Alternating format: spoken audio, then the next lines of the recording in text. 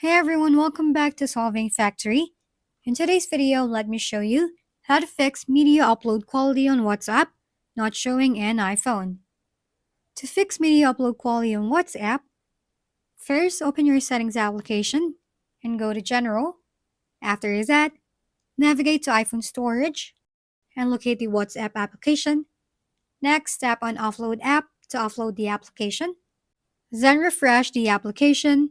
Now tap on Reinstall App to reinstall WhatsApp. Next, make sure to update the application to the latest version. Now open up the WhatsApp application and try to send an image or media file. Tap on the camera icon at the bottom to take a picture. Look for the HD option in the upper part of the screen. You can choose between standard quality or HD quality. If you want to set it to HD quality, tap on Set, and that's it. Solving Factory at your service.